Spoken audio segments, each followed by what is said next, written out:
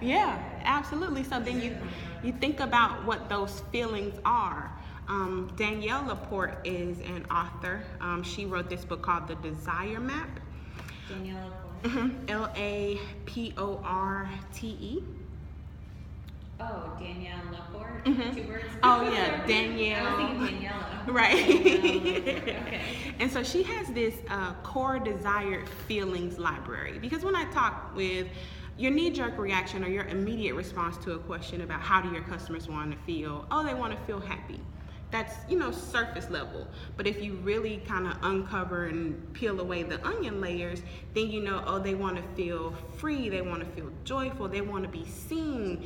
And Danielle has this library of things you never think about. Like, I want to feel bold, in my decision making. In buying my house, I want to make a bold move, but I need to be free from the fear to do that, and I need Mandy O'Callahan to help me, right? Right. I'm there. So that's where we start, like with the value transformation, but that drills down into the foundation of your business idea. Even if it's a new product line or a new service that you're thinking about, you may have a different subset of customers that are going to be more drawn to this new product or this new service line. So for whatever that value transformation, because your customers want to be transformed. They need you to help transform them from fear to confidence, from unfit to healthy, from just a entrepreneur to an entrepreneur. They need to be transformed, and they need you to help them do that. So that's why it's not just what your value is, but how do you help them transform to what that true need is that they're seeking. And in the foundation, we look at, well, who are those people? What are they like? What's characteristic about them? Because, yeah, it can be anybody in Tallahassee, but who are the people you want to work with? Who are the people that you enjoy working with? What kind of characteristics do they have? Are they working moms? Are they students? Are they professional women? You figure out who the prospect type is, and you dig into that person and their motivations. Where do they get their news and information? And then that's where you direct your marketing messages, right? So the whole foundation is knowing the value that you offer, understanding how that value helps your prospects transform, and then speaking directly to that type of customer. And I've been saying prospect because we know that there's this sales funnel, this process, right? Like, not everyone is coming out of their pockets the minute they see you, so you have to date them, as I know you've heard. And at the time before there's a cash transaction or an exchange of value, they're just a prospect because they're still shopping.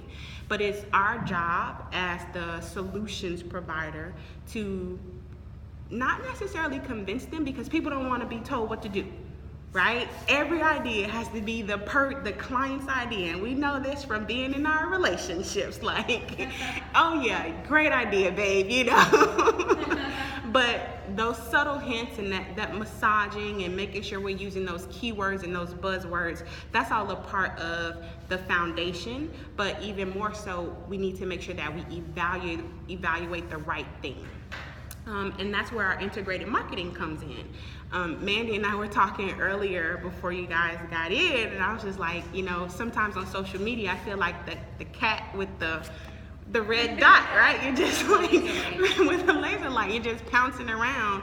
And when you put something on social media, you're looking like, oh, how many likes did I get? How many comments did I get? How much engagement?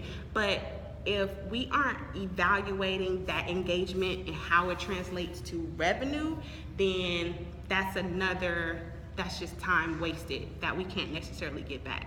So while there are certainly ways that we can track social media through direct response and calls to action, we also need to start giving more thought to print marketing using the right principles. Yes, and so that's where Katie comes in.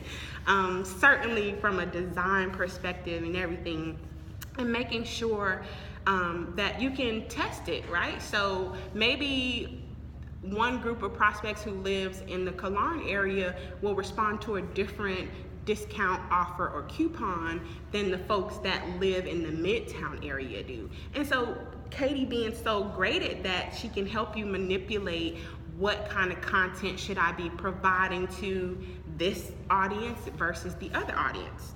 And as you become more open to the idea of direct mail, there's this, I guess it's a program, the post office, it's called Every Door Direct Mail. Are you familiar with it, Katie?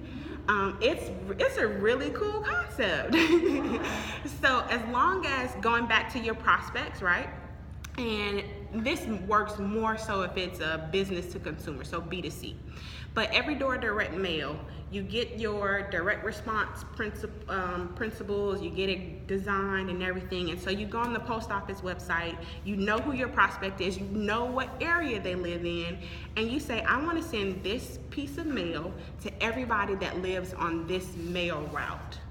And I think each piece is only like 17 cents, which is less. Sometimes cheaper. And sometimes cheaper. That's good to know. Okay. Is it based on the volume, like the number of? Okay. Tell us more about it. So Every Door Direct Mail can work with. It's a really cool program for the post office. It goes to everybody in a certain route, so you can't pick by zip code. You have to pick by route. Right. And also it is a way to save on postage, which bulk mail you can also do. You can choose by zip code. Bulk mail you can also choose and target people by income level, Yeah. if they're families, if they're not families, if they're, college graduates, Yeah. a lot of stuff, which is a little bit scary. Yeah. I know. However, You're trying to turn the camera around. but still, it's